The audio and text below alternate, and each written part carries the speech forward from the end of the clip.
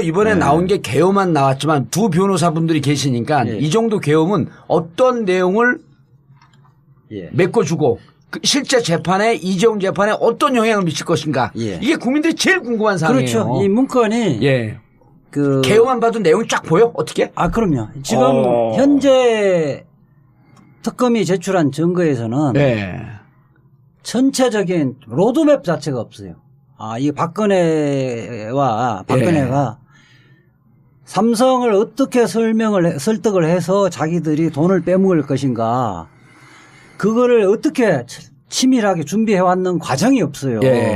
지금 나온 거는 안종범이 대통령 독대하면서 기재한 메모 그다음에 박근혜가 지금 이재용을 3분 만났던 과정 뭐 이런 단편적인 그 증거 자료만 퍼즐들만 있거든요. 있었던 거야. 퍼즐. 그 부분을 갖고 합리적으로 설명을 하려면 약간 상상과 추론이 필요한 거거든요.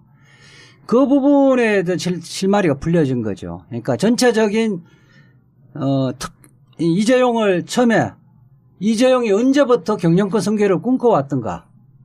그것은 이건희 회장이 갑자기 쓰러지면서 시작된 거잖아요. 이때의 문건은 그때부터 이 문건이 내용이 나오는 거예요.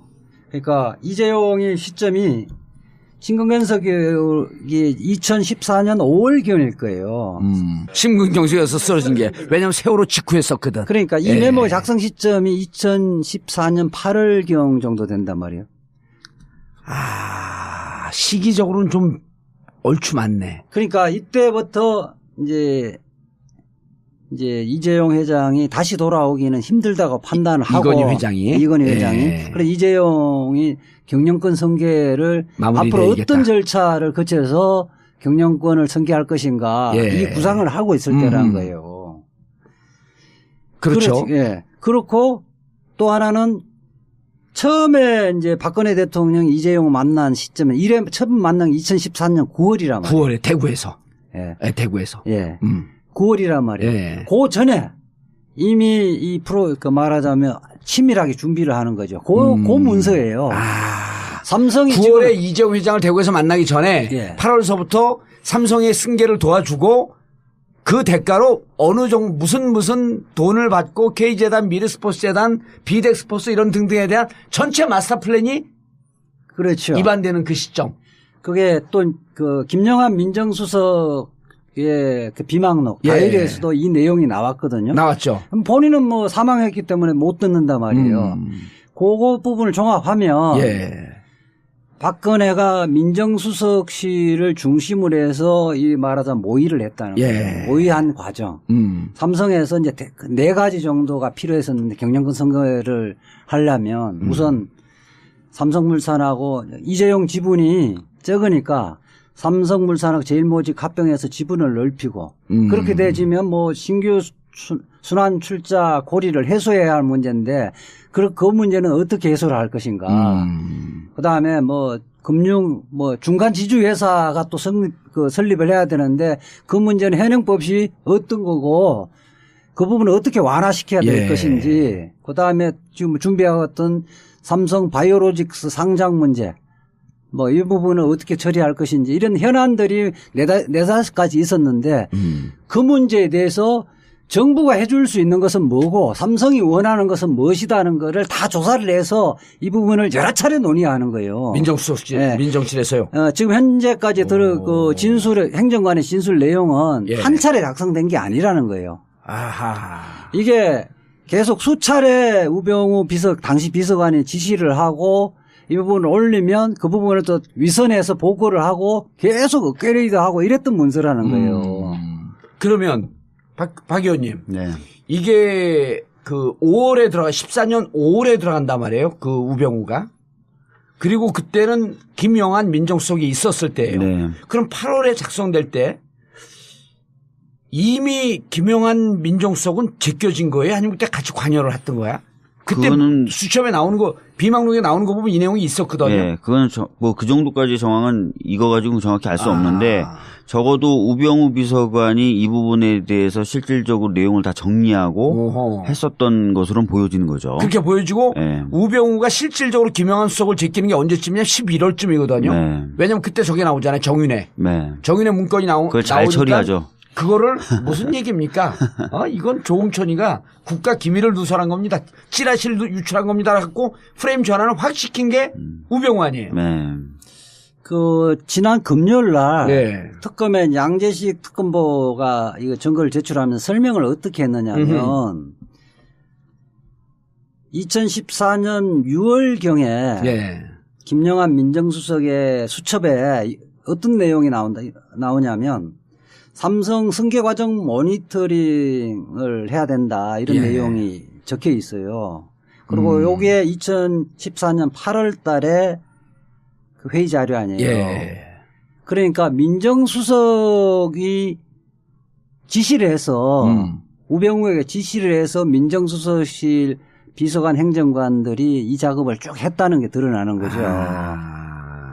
그러니까 대통령 김영한 민정수석은 왜 모니터링 했겠어요? 대통령이 지시했으니까 비서실장이 했고. 그러니까 적어도 6월 달부터 삼성하고 접촉하면서 삼성이 현안 문제가 뭐고 지금 우리가 그 부분을 도와주려면 입법적으로 어떻게 해결해야 되고 실질 뭐 그런 부분들을 다 면밀히 토론하는 거 여러 차례 토론하는 거예요. 이 토론 기록이 다 나온 거예요? 회의 자료가? 그렇죠. 그때 메모가 그런 부분들의 그러니까 지금 행정관 이야기로는 한 번이 아니고 수시로 했다는 거고 했다. 그 부분을 수시로 또 위선에 보고를 하고 또 지시를 했다는 거예요. 그러니까 이게 300여 종이라 그러잖아요. 그중에 16건은 자필 수기가 굉장히 많은데 그 뭐 첫 번째 버전, 두 번째 버전, 세 번째 버전 이런 형태로 있을 거예요. 그러니까 한 번 정도로 자기들이 민정수석실에서 그냥 검토해보는 수준이 아니라 대통령과 민정수석의 지시에 의해서 구체적으로 진척 상황 너희들 앞으로 이 부분을 좀 해봐라. 예. 그거를 보고받고 또 위에 보고를 올리고 이런 식이죠. 아니 이렇게 되면 이제 삼성 재판에서 네. 이 빼박이 되는 거 아니에요? 못 빠져나가는 거 아니에요? 이렇게 그래서 되면? 지금 이게 그 아주 조직적이고 체계적으로 움직였다는 게 드러난 거기 때문에. 그리고 완성된 자료가 다 나온 거네. 네. 그래서 지금 뭐 이재용 나는 몰랐다라고 얘기하기도 어려운 거고요. 그다음에 뭐 박근혜 대통령이 이런 사람들 지시 안 했다 이런 얘기를 하기도 어려운 거고. 그래서 이 증거에 의해서 아까 이재하 변호사님 말씀하신 대로 그 로드맵이 다 그려지는 거죠. 그러면 2014년 9월 대구에서 무슨 행사장에서 이재용을 만난 것도 어찌 보면 우연히 만난 게 아니고 그 자리에서 그 얘기를 하기 위해서 만났다 이렇게 볼 수도 있는 거 아니에요? 그렇죠. 그래서 이제 사실 뭐 속된 말로 꼭지를 딴다 그러죠. 예. 다 이제 밑에 실무진이 준비해 놓고 이제 꼭지를 따는 모임이었을 가능성이 있습니다. 그 자리에 가서 그 승마협회 책임져 주십시오. 뭐 라고 얘기를 한 거거든요. 뭐 그런 얘기가 그렇죠. 좀 됐겠죠. 예. 근데 그게 사실은 왜 세 번 만나잖아요. 예. 세 번 만난 시점이 2014년 대구에서 9월 달에 만나고 승마협회 뭐 지원 뭐 승마협회 지원하고 선수 지원 뭐 이런 이야기 했다는 거잖아요. 예. 아니, 승마협회를 맡아달라고 그렇죠. 그랬고 그리고 2015년 2월로 넘어오면서 삼성이 승마협회를 하나로부터 인수를 해요. 그러니까 회장 자리를. 그것이 그냥 단순 승마협회가 아니라 정의를 지원하기 어떻게 위해서. 받을 것인가의 구체적인 계획 속에서 만났다는 게 드러난 거고 두 번째 만나는 게 이제 합병 직후일 거예요. 17일이요. 7월 17일. 그래, 2015년. 합병 직후인데 처음에는 삼성에서는 합병의 영향력을 행사하려면 사전에 만나지 왜 그 지후에 만나느냐. 그리고 이래 만난 거 2014년 9월 달 이거는 합병하고 너무 시간이 간격이 텀이 있기 때문에 뇌물하고 무관한 만남 아니냐 이렇게 이야기했던 거거든요. 그러니까 7월 17일 합병이 이루어지고 7월 25일 날 만나요. 이재용을. 직후라고 내가 직후에 만나요. 직후. 그러니까 이게 첫 번째 거는 이런 삼성의 그 말한 주장이 일리가 있어 보이잖아요. 우리 합병 이후에 만났는데 이게 무슨 대가냐. 그때는 그 합병 이야기도 나오기 전에 만났던 거다. 9월에 만난 거는. 네. 그리고 그 이후로 만난 거는 합병 그 총회가 이루어진 이후에 만납니다. 관계 없는 거 아니냐 이런 거를 이 부분이 이제 설명이 가능하다는 거예요. 전 소장님. 네. 근데 이 문건이 회의록이면 이거 그때 해놓고 매번 기한할 때마다 분류를 하잖아요. 네. 요 정도 문건이면 이후에 연말에 분류하기 전에 기한할 때 요 정도면 비밀 기록이다. 지정 기록이다. 일반 기록이다. 이런 정도의 분류를 매번 해놓잖아요. 그래서 연말에 다시 한번 점검을 한다는 거 아니에요? 네. 요것에 대해서 좀 아주 아이러니한 사건이 있는데요. 예. 제가 그 안종범 수첩. 아니, 아이러니한 사건은 광고 듣고 하면 안 돼요. 아, 예. 자, 아이러니한 사건. 예. 이제 저희가 김영한 이제 수첩, 안종범 수첩 이런 기록들을 예. 저희가 대통령 기록관에 대통령 기록으로 지정을 해라. 이게 원래 이런 기록들은 사실 대통령 기록으로 취급을 하지 않았거든요. 그래서 제가 국가기록원장을 직접 만나가지고 이 손으로 쓴 것들 있잖아요. 수기들. 예. 요번에 다 국정농단으로 드러나고 있는 지금 공개되고 있는 그런 기록들이죠. 예. 근데 그런 기록들을 대통령 기록으로 이관을 받아오고 당신들이 조사를 해라고 이제 저희가 몇 번 요구를 했었어요. 그래서 이제 저번에 말씀드렸죠. 레코드 프리징을 해가지고 직접 청와대를 방문해서 그런 기록들이 얼마나 있는지. 근데 국가기록원장은 뭐라고 그랬냐면 저희한테 그렇게 손으로 쓴 그런 수첩 기록들은 대통령 기록으로 자기들은 보지 않는다. 이관 대상으로 보지 않는다. 이렇게 저한테 이제 얘기를 했어요. 예. 근데 이제 그 문건을 공개하고 나니까 갑자기 보수 언론에서 그게 대통령 기록이라고 막 이제 또 주장을 하시는 거예요. 그래서 너무 이제 그게 이제 그거는 이제 사본이고 손으로 쓴 건 이때까지 국가기록으로 대통령 기록을 인정한 적이 없거든요. 예. 근데 이제 공개를 하다 보니까 아 이게 대통령 지정 기록이고 공개하면 안 되는 기록이라고 이렇게 이제 막 이제 우기고 있는 것이죠. 현재까지는 그런 기록들은 이제 사실 증거 기록으로만 지금 채택될 뿐이지 대통령 기록으로는 지금 취급되지 않고 있고요. 아, 현재는 안 하고 네, 있다. 안 하고 근데 이제 있습니다. 우리 전 소장님은 네. 그런 기록조차도 지정 기록이나 비밀 기록이나 이런 거로 분류를 해놔야 된다. 아, 해놔야 된다고 했지만 이제 국가기록원이나 대통령 기록에서 그런 적이 없다. 한 번도 그런 적이 없다. 그래서 제가 볼 때는 오히려 그것이 대통령 기록이 아니라고 생각해서 마구잡이로 그렇게 막 복사도 하고 만들어 놓은 것을 방치한 것이 아닌가 하는 생각이 좀 들기도 자기들이 수기로 써놨으니까. 네, 회의록을. 수기로. 그게 뭐 설마 또 이 기록들이 끝까지 나만 치웠으면 다 끝나는 거 아니냐. 누군가 치웠겠지 이런 생각을 했던 것 같아요. 방심했네. 방심했던 것 같다는 생각이 많이 듭니다. 근데 이번에 수기로 된 기록들이 많이 나오는 거예요. 그렇죠. 요 중에 이제 이재용 변호인 중에 가장 아픈 부분은 예. 박근혜의 뇌물의 고의를 입증할 결정적인 증거라고 특검이 제출한 게 뭐냐면 대통령 말씀 자료예요. 그렇죠. 말씀 자료가 대통령의 의사를 추정하는 내용이잖아요. 예. 이 부분에 대해서 지금 어떻게 이야기를 하냐면 예. 대통령이 독대할 때 그런 말씀 자료대로 이야기 안 했다. 그렇죠. 그렇게 얘기했죠. 이야기를 했고 말씀 자료는 그렇게 나와 있지만 그렇게 얘기했는지 안 했다. 그러고 또 하나는 말씀 자료는 작성한 행정관이 법정에 와서 어떻게 이야기하냐면 그거는 내 생각이다. 내가 언론 보고 대충 이렇게 정리한 거다. 이게 또 이야기가 했단 말이에요. 그러니까 다른 증거가 없으면 그렇게 판단해버릴 가능성이 상당히 높고 아마 이재용 쪽 변호인은 그렇게 판단할 거라고 예상을 하고 있었거든요. 그걸 반대되는 정언이 없잖아요. 박근혜도 지금 침묵하고 있고. 그런데 이번에 이 문건이 그거를 다 깨부수는 내용이 나온 거죠. 그러니까 굉장히 아플 거예요. 그 박근혜 정부 연설기록 비서관실이라고 하는 게 있었는데 예. 기본적으로 청와대라는 것은 대통령이 말하는 것은 다 적게 돼 있습니다. 네, 다 적게 돼 있는데 세월호 7시간 동안 지시한 내용이 기록에 없다고 이제 주장을 하셨거든요. 계속. 그래서 예. 저희가 아니 지시를 했으면 전화를 받은 사람이 있을 거 아닙니까? 그 사람이 그걸 다 적어야 돼요. 무조건. 그렇죠. 네. 근데 지시한 내용이 없다. 이 말은 지시한 내용이 없다는 얘기예요. 그러니까 지시 안 했다는 거예요. 그러니까 아시다시피 예. 그 사회복지 수석하고 통한 건 기록이 있다는 거예요. 네. 뭐라고 그렇죠. 통했는지. 12시 30분인가 17분쯤 했던 거. 근데 국가안전실 안보실 그쪽하고 얘기한 건 기록이 없다는 그게 거예요. 말이 안 되는 얘기죠. 그러니까 그게 말이 안 되는 거예요. 그리고 또 이렇게 기록이 있는 것은 말을 안 했다는 거죠. 그래서 사실은 지시를 안 했다는 지시를 거예요. 안 했다는 거고요. 네. 이렇게 또 지시를 하고 말을 적어 놓은 건 또 자기 말이 아니라고 또 이렇게 주장하고 있는 것인데 이건 다 뭐 얼토당토하는 말도 안 되는 얘기입니다. 율사로서 네. 그렇게 이 자료가 이제 나왔어. 그리고 자료 내용은 현재로서는 검사밖에 못 보고 있고 아직 재판부는 봤나요 못 봤나요? 재판부는 증거 채택이 아직 결정이 채택이 안 안 됐기 됐기 때문에 때문에 못 봤죠. 못 봤죠. 네. 그리고 저쪽 변호사는 지금 검토 중이고 네.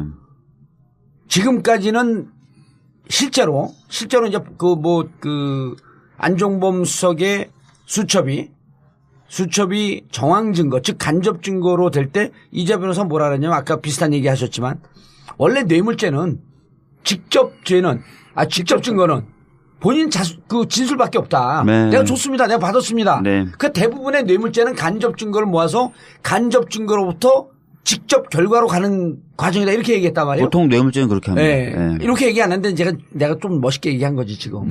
좀 이상하게 얘기하잖아. 멋있다고 인정해줘요. 간접을 갖고 직접 결과가 가는 거 아니에요? 근데 이번 거 같은 경우는 그러게 되면 사실상 뭐 움직인 게 다 나오는 거죠. 네. 야, 이 8월 27일까지 이 선고가 나면 재판 결과가 나오면 그대로 박근혜 대통령도 그대로 가는 거 아니에요? 그러니까 사실 지금까지 보면 박근혜 대통령이 거의 법정에서 얘기를 안 하고 특히 이재용 재판에 어떻게든 증인으로는 안 서려고 했었거든요. 그걸 구인 거부했잖아요. 구인 영장 집행도 안 됐거든요. 이것은 어떻게든 지금 말씀하셨던 그런 흐름대로 재판을 종료시켜 버리고 그래서 사실은 자기는 거기서 빠져나오겠다. 괜히 증인으로 나가서 또 위증인이 어쩌고 뭐 복잡하게 만들거나 또는 말실수해가지고 괜히 불똥튀기 하지 않겠다. 이런 여러 가지 전략이 있었는데 이 문건이 나옴으로써 그런 전략들이 다 깨진 거죠 이제는. 예. 느낌이 확 와요? 저는 사실 지금 느낌이 오거든요. 지금 이제 언론 법조 기자들은 종전에 이 문건 나오기 전에는 과연 유죄가 나올까, 무죄 쪽 나올 가능성이 많지 않느냐 이런 이야기를 했는데 이 문건 나온 이후에 언론 보도 내용은 뭐냐면 유죄를 전제로 구형을 얼마나 할 것인가 이쪽으로 가고 있는 거예요. 아니 이게 유죄가 되면요 액수가 어마어마하기 때문에 어마어마해요. 10년 이상 아니 그건 무기까지 아니고 가는 거 아니에요? 아니 뇌물 공여자는 5년이구나. 뇌물 공여는 특가법이 적용이 안 되고요. 안 되는데 이게 박근혜 1,000만 원의 그 뇌물 공여를 하든 1,000억을 공여를 하든 5년 이하의 징역인데. 준 사람은요? 예. 뇌물을 주는 쪽으로 살아있구나. 사실은 이재용이 협력을 했다면, 특경법상의 횡령이라든지 재산 국외 도피 이런 부분을 기소를 안 할 수도 있었는데 사실 법률적으로 그게 세거든요. 그거는 5년 이상의 징역형이니까. 그러니까 뇌물 공여 부분은 5년 이하의 징역이니까 법정 최고형으로 하더라도 5년을 구형하는데 이제 이게 뭐 정유라한테도 한 것도 있고 장시호한테도 한 것이 있기 때문에 제3자 뇌물 공여죄하고 박근혜 최순실의 뇌물 공여죄 부분이 있으니까 경합분 가중하더라 7년 6개월이란 말이에요. 네. 7년 6개월. 1.5니까.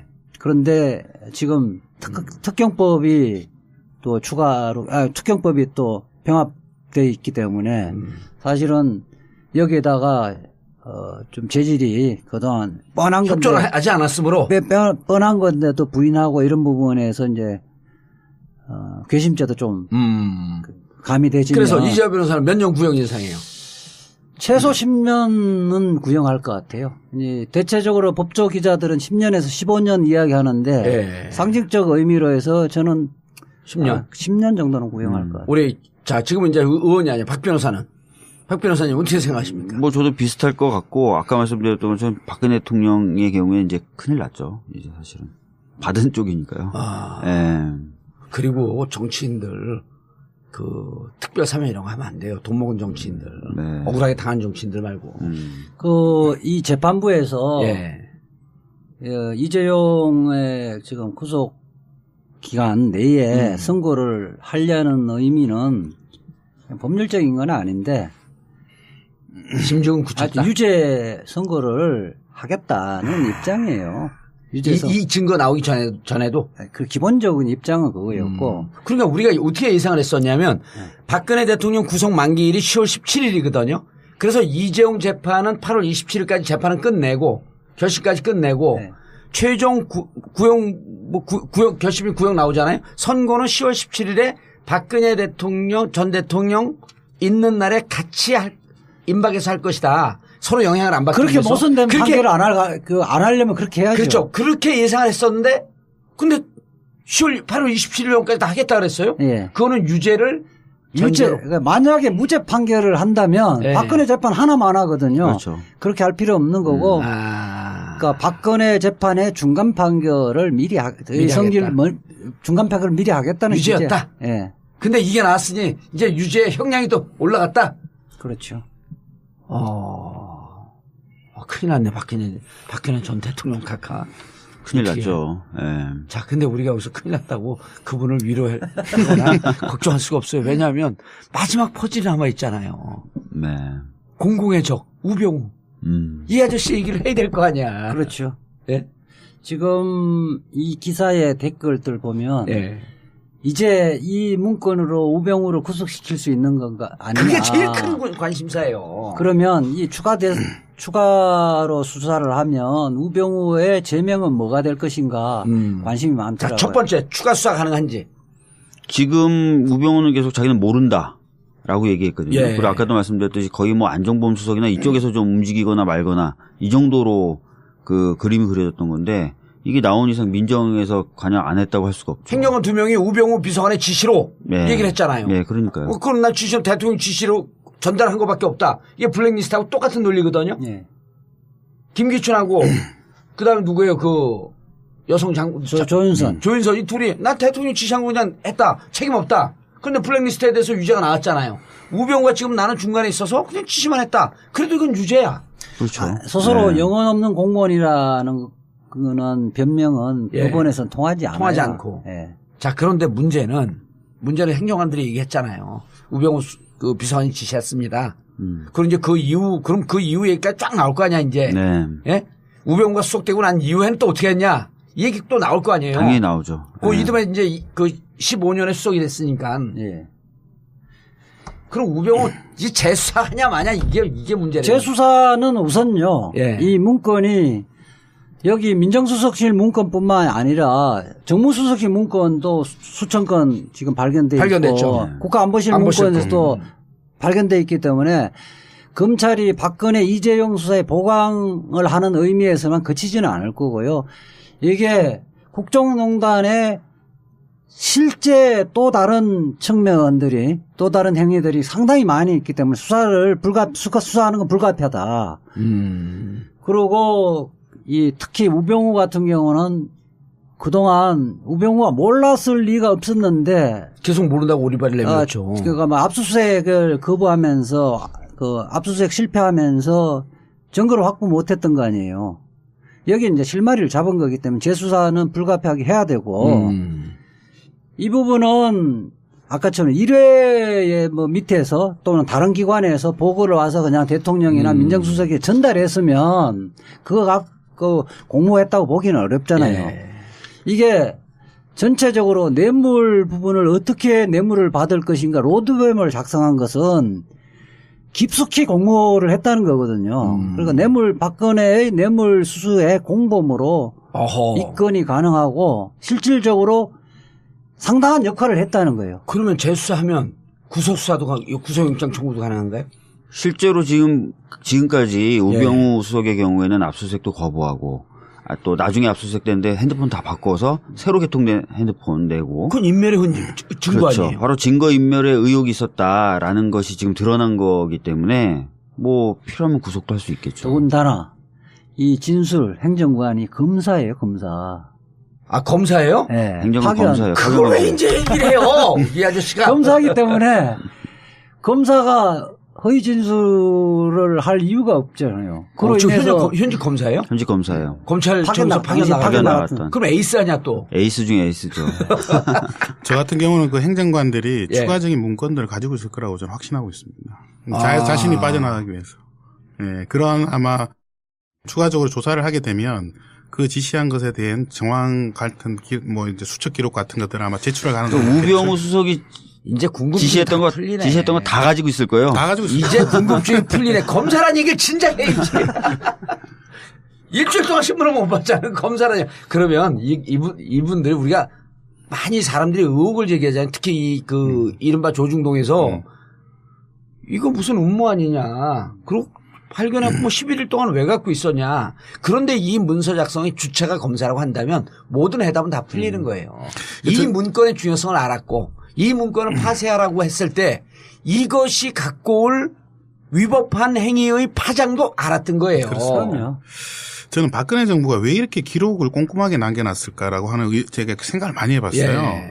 근데 이분들도 공무원 분들이고 대부분 다 이 청와대로 올 정도면 굉장히 노련한 분들이거든요. 아니 그 부처에서 최고 1, 2등 하는 에이스들이에요. 근데 이 지금 박근혜 대통령이 정상이 아니었고 이 돌아가는 판이 굉장히 위법에 강하다고 하는 것들을 본인들도 많이 느꼈을 거예요. 특히 검사기 때문에. 네. 그래서 아마 저는 그런 과정들을 김영환도 그렇고 안종범도 그렇고 밑에 있는 행정관들도 아마 다 기록화해놨을 것 같다는 저는 그런 생각을 많이 하게 됩니다. 아니, 지난번에 그 명절 그러니까 2월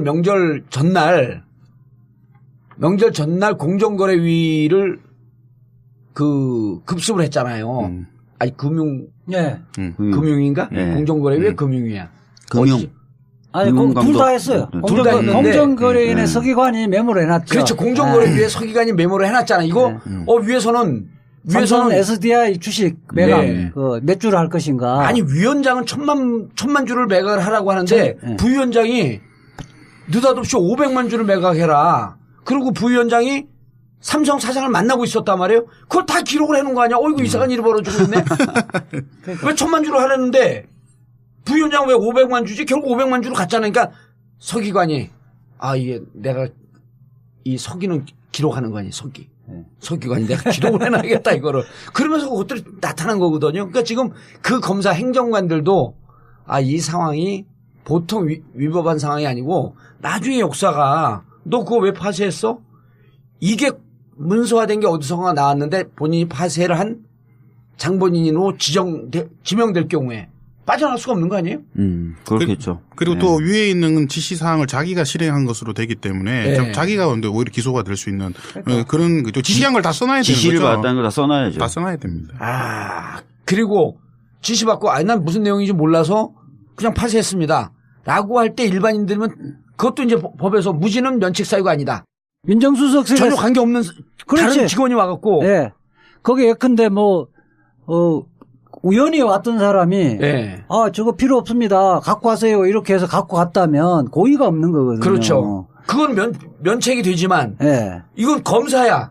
지시해. 그러면 이걸 파쇄하라고 지시했습니다. 그런데 부당한 지시인 것 같아갖고 내가 이게 파쇄를 할 수가 없습니다. 라고 하는 기록도 있지 않을까? 범죄의 증거로 범죄의 증거인데 그 부분을 자기 스스로가 이거 인멸을 하는 거에 가담을 한다. 이런 거는 알고 다 하잖아요. 그렇게 하면 이거 공범이죠. 1차 파쇄기가 들어간 게 그 JTBC 태블릿 PC가 나오고 난 다음 날인가 아니에요? 그 다음에 2차가 들어간 게 12월 또 1월 이럴 때 이 검사들인가 판단을 했네. 그렇게 봐야 되겠죠? 아니면 왜 촛불이 타오르고 있을 때 아니에요? 실제로 이명박 정부에서 민간이 사찰했던 기록들을 파쇄했다가 전부 다 기소됐잖아요. 그리고 다 1년, 2년씩 살았거든요. 그렇죠. 그런 판례들이 남아있기 때문에 검사들이면 다 알죠. 그때 당시 MB 때 이용호 고용노동 비서가 나고 행정관 행정관 내가 다 구속됐죠. 그러니까 이 행정관들이 검사인데 검사 나와서 우병우 비서관의 지시였습니다. 그러니까 그런 얘기 한다는 거 깜짝 놀랐어요, 저도. 그래서 사실은 아마 변호인이 지금 이재용 변호인들이 부동의 해봤자 소용이 없겠구나라고 생각할 거예요. 소용이 없으면 이제 검찰 측에서 행정관들 불러갖고 법정에서 증언 시킬 거 아니에요. 부동의하면 행정관이 더 많은 얘기를 하겠죠. 그러니까 지난번 우리 방송에서 여기 그러니까 문서에 언제 누가 작성했는가는 검사가 부르면 하루면 된다. 그렇게 이야기했거든요. 누가 그걸 거짓말하겠어요. 아니 일단 현직 공무원들이에요. 현직 공무원들은 나오라고 하면 바로 나와요. 아니 그리고 역사는 지금은 어찌 보면 박근혜 정부 시절에 가서 일을 했지만 어찌 보면 박근혜 정부의 진실을 캐내는 중요한 단서를 제공한 역사에 충실히 되는 거 아니에요. 그러니까 지금 항상 그랬잖아요. 우리 방송할 때 우리가 볼 때는 우병우 라인의 검사인데 스스로는 우병우 라인이 아니라고 이야기를 하고 있잖아요. 다. 아니 근데 이분 행정관들도 우병우 라인이었기 때문에 데리고 간 건데 그때. 그렇게 또 주로 쓴 건데. 아니 근데 사실은 지금 행정관 정도면은 앞길이 창창하거든요. 앞길이 창창한데 자기 스스로 이제 전 정권을 위해서 앞길을 닫으려고 하진 않겠죠. 그렇죠. 아니 행정관으로 가면 연조가 한 10년 차 이 정도 조금 넘고 그러지 않나요? 10년 차, 12년 차, 15년 차 그 정도 되겠죠. 그럼 부장검사도 한번 해야지. 검사형도 한번 해야지. 왜 그래? 이 양반들아. 야, 솔솔솔 얘기한 내용이 우리가 아는 것보다 훨씬 더 많았겠는데요.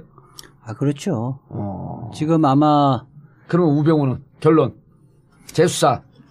바로 저는 뭐 재수사 될 거라고 보고, 이재용 재판에서는 뭐 이제 행정관이라든가 관련자들 아주 자세하게 진술서를 확보를 하기는 어려울 거예요. 근데 이제 재수사가 되면 시간적 여유가 있는 거 아니에요. 그렇게 되지면 첫 번째 문서는 언제 어느 날 누가 어떤 말을 했고 지시를 했고 이런 것들이 다 이제 확보가 된 다음에 우병우를 부를 거고요. 자, 그럼 단계적으로 되지면 저는 우병우의 다시 영장 친다고 봐요. 자, 그럼 단계적으로 보면 이렇게 되겠네요. 지금 이 자료를 들여다보고 있으면서 자, 8월 27일까지 어쨌든 이재용 재판 끝내. 1심은 끝나요. 그리고 동시에 우병우 관련된 자료를 검토하다가 바로 뒤에 이어서 우병우에 대한 재수사. 즉 그리고 구속 기소. 구속 수사. 구속영장 청구. 그리고 그것이 진행이 되면서 10월 17일까지 박근혜 재판 끝. 그다음 우병우 재판이 또 뇌물죄로 다시 추가되는 거죠. 추가될 가능성이 높아졌다. 아휴, 10년 묵은 책임이 좀 내려가는 것 같아. 이탈리아에서 먹은 피자가 좀 내려가는 것 같아. 지금 뭐 동시다발적으로 여러 개를 보고 있잖아요. 아시다시피 이제 카이 관련돼서도 그 당시 수사가 미진했던 이유 중에 하나로 우병우 전 민정수석이 지금 지목되고 있고. 그건 관여하고 있다. 뭐 문고리 3인방 중에 하나도 그쪽에 관련됐다 뭐 이러면서 지금 전방위적으로 지금 한번 보고 있는 거예요. 방산 비리까지 다 포함해가지고. 그러니까 이건 적폐청산이 아니라 그냥 범법자 처벌. 네, 그렇게 봐야죠. 저는 개인적으로 이번에 그 우병우 씨 그 세월호 수사 방해한 부분 있잖아요. 그것도 관련해서 이번에 대통령 지정 기록물을 국회에서 한번 3분의 2 동의를 받아서 한번 열어봤으면 좋겠다는 생각이 드는데 저는 굉장히 의심하고 있는 게 그 기록 안에 아무것도 없지 않을까 이런 의심을 계속 하고 있거든요. 세월호 지난번부터 계속 그 얘기했죠. 네. 그래서 허위로 이렇게 지정을 이렇게 기록을 해놓은 것이 아닌가 그런 생각이 많이 들고요. 또 이번에 그렇게 되면 그 와서는 이제 황교안한테 가네 또 그럼. 그렇습니다. 그리고 만약에 수사를 하게 되면 고등법원 이제 법원에 영장이 있으면 그걸 열어볼 수 있거든요, 사실은. 그래서 그런 부분에 좀 주로 한번 열어봐야 될 것 같다는 생각이 좀 많이 듭니다. 특히 자기 친구한테 지시해갖고 이름도 다 잊어먹었어요. 이제 친구한테 부탁해갖고 그 광주지검장에게 연락을 했잖아요. 광주지검장 누구지 그분 이름이? 저도 이름은 지금. 또 이거 등장인물이 많아. 근데 지금 뭐 말씀하셨던 거는 이제 우병우가 그렇게 수사 외압 넣었다는 부분이 아니라 7시간 동안 박근혜 대통령의 지시나 행적 관련된 그 부분도 있고요. 뭐 그건 아까 있었던 거고 또 뭐 수사 방해했던 부분이나 이런 부분들도 뭐 지정 기록이라고 하면 사실 이런 기록들이 남아 있어야 되는 거거든요. 이제 뭐 통화한 것이나 지시했으면 만약 지시한 기록이 있겠죠. 근데 그것도 만약에 제가 볼 때는 아무 기록도 없다고 생각됐는데 지금처럼 생각해 보면 또 저런 것들도 혹시 남겨놓은 거 아닌가? 아니 가능성 있는 게 그때 직접 전화 받은 것은 그 과장이었던 수사 과장이었던 윤대진 과장 아니에요? 윤대진 과장에겐 직접 전화했잖아요, 우병우가. 윤대진 과장이 아니고 그때 당시에 이제 수사팀장이었었나요? 부장검사 출신. 그러니까 윤대진에게는 했고 지금 윤대진이 몇 차장으로 왔어요? 지금은 1차장 대행 아니에요, 지금 현재. 1차장으로 왔죠. 1차장으로 왔나요? 임명됐죠. 그럼 그때 당시 기록이 없을 수가 없겠네. 그럼 그건 윤대진이 얘기를 해야 되는 거 아니에요, 이제는? 그러니까 배윤 소윤? 세월호가 7시간만 지정이 돼 있는 게 아니라 세월호 전체가 지정이 돼 있어요, 지금 사실은. 그래서 그게 깡통일 것이다. 네, 그런 것에 대해서 한번 되게 좀 볼 필요가 있다 이런 생각이 좀 드는 거죠. 그 기록물 찾아야 기록물 관리법을 이제 개정을 해서 이것처럼 이번에는 뭐 다 디가우징하고 다 없애버렸잖아요. 이거를 굉장히 엄격하게 엄중한 처벌을 할 수 있도록. 현재 그런 그 파쇄고 그런 게 이제 이명박 시절에 1년 반 이렇게 좀 싸게 받았는데. 그거는 이제 대통령 기록이 아니라 이제 공공 기록이었습니다. 공공 기록. 대통령 기록물 이렇게 파쇄고 그러게 되면 이제 처벌 조항이 어떻게 10년 이하의 징역에 처하게 되죠. 그렇게 세네 그걸. 그걸 현실적으로 적용 가능할 수 있게끔. 그렇습니다. 좀 조항을 좀 적용을 좀 엄격하게 하면 되겠네. 실제로 박근혜 정부에서 정윤회 문건 유출했다고 대통령 기록물법으로 기소를 했죠. 그렇죠. 그래서 지금 고등법원까지 계속 무죄가 나오고 있는 거고. 왜냐하면 그걸 찌라시라고 그랬기 때문에 대통령이 기록으로 인정을 하지 않았기 때문에 그게 또 사본이었고 그래서 이제 그 기소가 되지 않았던 것이거든요. 근데 지금 같이 만약에 진짜 대통령 기록이었는데 그걸 파기한 증거가 나온다고 하면 그런 부분들은 처벌을 해야죠. 네. 알겠습니다. 청와대 문건에 대해서 전체적으로 살펴봤고요. 이번에 나온 게 개요만 나왔지만 두 변호사분들이 계시니까 이 정도 개요는 어떤 내용을 메꿔주고 실제 재판에 이재용 재판에 어떤 영향을 미칠 것인가. 이게 국민들이 제일 궁금한 사항이에요. 그렇죠. 이 문건이 그 개요만 봐도 내용이 쫙 보여? 어떻게? 그럼요. 지금 현재 특검이 제출한 증거에서는 전체적인 로드맵 자체가 없어요. 이 박근혜가 삼성을 어떻게 설득을 해서 자기들이 돈을 빼먹을 것인가, 그거를 어떻게 치밀하게 준비해왔는 과정이 없어요. 지금 나온 거는 안종범이 대통령 독대하면서 기재한 메모, 그 다음에 박근혜가 지금 이재용을 3분 만났던 과정, 뭐 이런 단편적인 그 증거 자료만 퍼즐들만 있거든요. 있었던 거야, 퍼즐. 그 부분을 갖고 합리적으로 설명을 하려면 약간의 상상과 추론이 필요한 거거든요. 그 부분에 대한 실마리가 풀려진 거죠. 그러니까 전체적인 이재용을 처음에 이재용이 언제부터 경영권 승계를 꿈꿔왔던가. 그것은 이건희 회장이 갑자기 쓰러지면서 시작된 거잖아요. 이때의 문건은 그때부터 이 문건이 내용이 나오는 거예요. 그러니까 이재용의 시점이 심근경색이 2014년 5월경일 거예요. 심근경색에서 쓰러진 게 왜냐면 세월호 직후였었거든. 그러니까 이 메모 작성 시점이 2014년 8월경 정도 된단 말이에요. 시기적으로는 좀 얼추 맞네. 그러니까 이때부터 이제 이재용 회장이 다시 돌아오기는 힘들다고 판단을 하고 이건희 회장이 그래 이재용이 경영권 승계를 앞으로 어떤 절차를 거쳐서 경영권을 승계할 것인가 이 구상을 하고 있을 때라는 거예요. 그렇죠. 그렇고 또 하나는 처음에 이제 박근혜 대통령이 이재용을 만난 시점에 처음 만난 게 2014년 9월이란 말이에요. 9월에 대구에서. 대구에서. 9월이란 말이에요. 그 전에 이미 말하자면 치밀하게 준비를 하는 거죠. 그 문서예요. 삼성이 9월에 이재용 회장을 대구에서 만나기 전에 8월서부터 삼성의 승계를 도와주고 그 대가로 어느 정도 무슨 돈을 받고 K재단, 미래스포츠재단, 비덱스포츠 이런 등등에 대한 전체 마스터 플랜이 그렇죠. 입안되는 그 시점. 그 대통령 기록이라고 막 이제 또 주장을 하시는 거예요. 그래서 너무 이제 그게 이제 그거는 이제 사본이고 손으로 쓴 건 이때까지 국가 기록으로 대통령 기록을 인정한 적이 없거든요. 근데 이제 공개를 하다 보니까 이게 대통령 지정 기록이고 공개하면 안 되는 기록이라고 이렇게 이제 막 이제 우기고 있는 것이죠. 현재까지는 그런 기록들은 이제 사실 증거 기록으로만 지금 채택될 뿐이지 대통령 기록으로는 지금 취급되지 않고 있고요. 현재는 안 하고 있다. 안 하고 근데 이제 있습니다. 우리 전 소장님은 그런 기록조차도 지정 기록이나 비밀 기록이나 이런 거로 분류를 해놔야 된다. 해놔야 된다고 했지만 이제 국가 기록원이나 대통령 기록에서 한 번도 그런 적이 없다. 그래서 제가 볼 때는 오히려 그것이 대통령 기록이 아니라고 생각해서 마구잡이로 그렇게 막 복사도 하고 만들어 놓은 것을 방치한 것이 아닌가 하는 생각이 좀 들기도 자기들이 수기로 써놨으니까. 수기로. 그게 뭐 설마 또 이 기록들이 끝까지 나만 치웠으면 다 끝나는 거 아니냐. 누군가 치웠겠지 이런 생각을 했던 것 같아요. 방심했네. 방심했던 것 같다는 생각이 많이 듭니다. 근데 이번에 수기로 된 기록들이 많이 나오는 거예요. 그렇죠.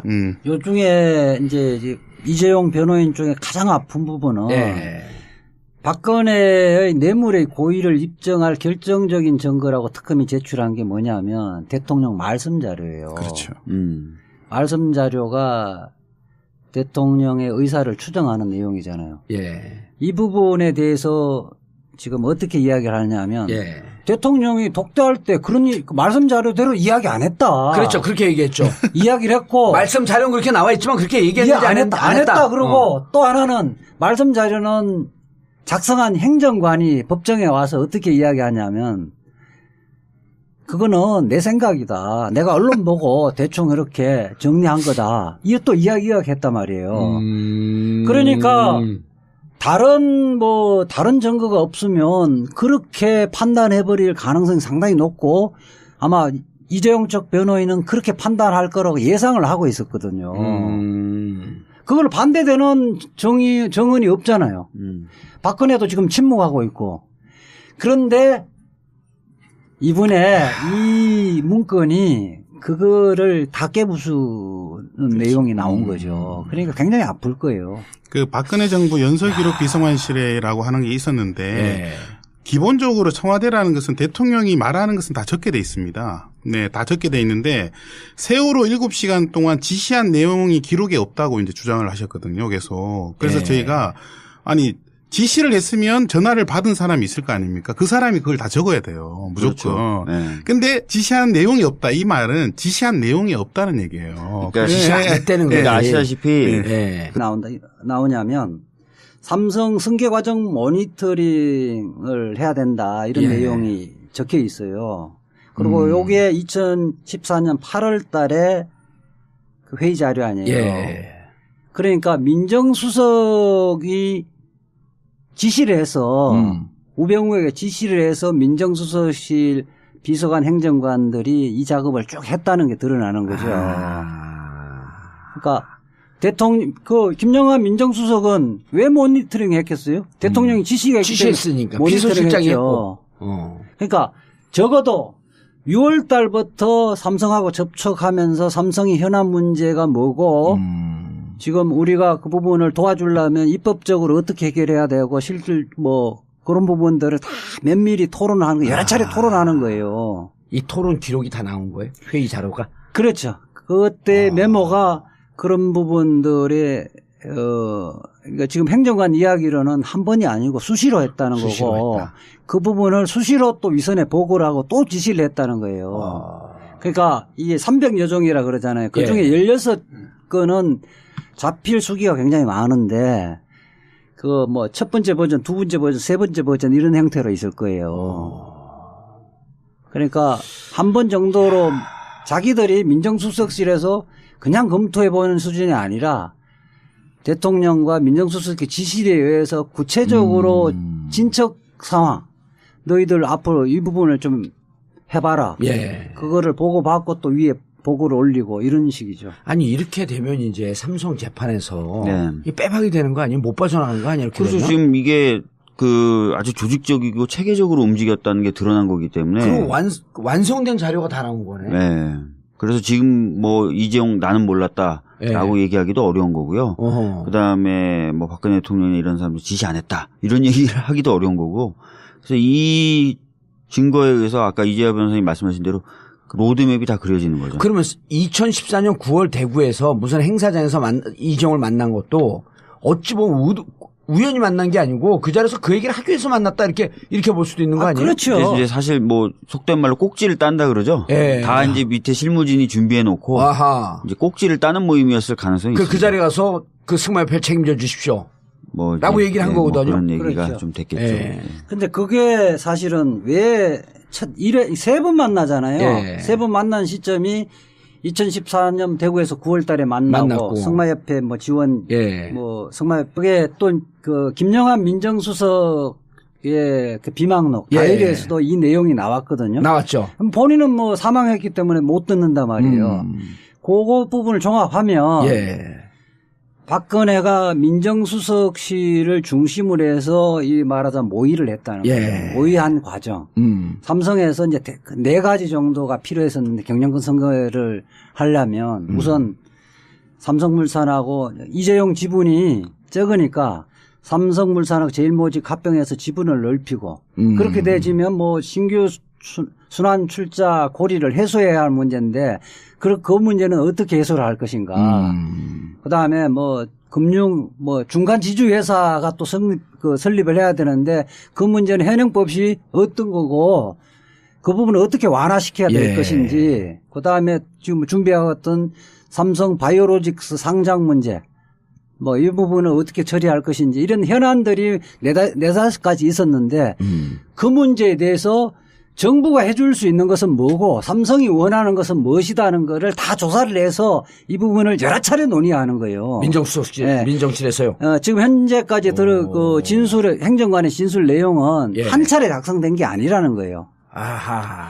이게 계속 수차례 우병우 당시 비서관이 지시를 하고 이 부분을 올리면 그 부분을 또 위선해서 보고를 하고 계속 업그레이드 하고 이랬던 문서라는 거예요. 그러면 박 의원님. 네. 이게 그 5월에 14년 5월에 들어간단 말이에요. 그 우병우가. 그리고 그때는 김영한 민정수석이 있었을 때예요. 네. 그럼 8월에 작성될 때 이미 김영한 민정수석은 제껴진 거예요? 아니면 그때 같이 관여를 했던 거야? 그때 수첩에 나오는 거, 비망록에 나오는 거 보면 이 내용이 있었거든요. 네, 그건 뭐 그 정도까지 정황은 이거 가지고 정확히 알 수 없는데 적어도 우병우 비서관이 이 부분에 대해서 실질적으로 내용을 다 정리하고 했었던 것으로는 보여지는 거죠. 그렇게 보여지고 네. 우병우가 실질적으로 김영한 수석을 제끼는 게 언제쯤이냐? 11월쯤이거든요. 네. 왜냐면 그때 저게 나오잖아요. 정윤회. 네. 정윤회 문건이 그걸 잘 처리하죠. 그거를 무슨 얘기입니까? 이건 조홍천이가 국가 기밀을 누설한 겁니다. 찌라시를 유출한 겁니다. 갖고 프레임 전환을 확 시킨 게 우병우 아니에요. 네. 그 지난 금요일 날 네. 특검의 양재식 특검보가 이거 증거를 제출하면서 설명을 어떻게 했느냐면 2014년 6월경에 네. 김영한 민정수석의 수첩에 어떤 내용을 지원하고 선수 지원 뭐 이런 이야기 했다는 거잖아요. 예. 아니, 승마협회를 맡아달라고 그렇죠. 그랬고, 그리고 네. 2015년 2월로 넘어오면서 삼성이 승마협회를 하나로부터 인수를 해요. 그러니까. 회장 자리를. 그것이 그냥 단순 승마협회가 아니라 정의를 뇌물을 지원하기 어떻게 위해서. 받을 것인가의 구체적인 계획 속에서 만났다는 게 드러난 거고 두 번째 만나는 게 이제 합병 직후일 거예요. 17일이요. 7월 17일. 그래, 2015년. 합병 직후인데 예. 처음에는 삼성에서는 합병에 영향력을 행사하려면 사전에 만나지 왜 그 지후에 만나느냐. 예. 그리고 이래 만난 거 2014년 9월 달 이거는 합병하고 너무 시간이 그렇죠. 간격이 텀이 있기 때문에 뇌물하고 무관한 만남 아니냐 이렇게 이야기했던 거거든요. 그러니까 7월 17일 합병이 이루어지고 7월 25일 날 만나요. 이재용을. 예, 직후라고 내가 직후에 만나요. 직후. 그러니까 이게 첫 번째 거는 일형 삼성의 그 말한 주장이 일리가 있어 보이잖아요. 우리 합병 이후에 만났는데 이게 무슨 대가냐. 그때는 그 합병 이야기 이야기도 나오기 전에 만났던 거다. 9월에 만난 거는. 네. 그리고 그 이후로 만난 거는 합병 그 총회가 이루어진 이후에 만납니다. 관계 없는 거 아니냐 이런 네. 거를 이 부분이 이게 설명이 가능하다는 거예요. 전 소장님. 네. 근데 이 문건이 회의록이면 이건 그때 해놓고 매번 기한할 때마다 분류를 하잖아요. 네. 요 정도 문건이면 이후에 연말에 분류하기 전에 기한할 때 요 정도면 비밀 기록이다. 지정 기록이다. 일반 기록이다. 이런 정도의 분류를 매번 해놓잖아요. 그래서 연말에 다시 한번 점검을 한다는 거 아니에요? 네. 요것에 대해서 좀 아주 아이러니한 사건이 있는데요. 예. 제가 그 안종범 수첩. 아니, 아이러니한 사건은 광고 듣고 하면 안 돼요. 예. 자, 아이러니한 사건. 예.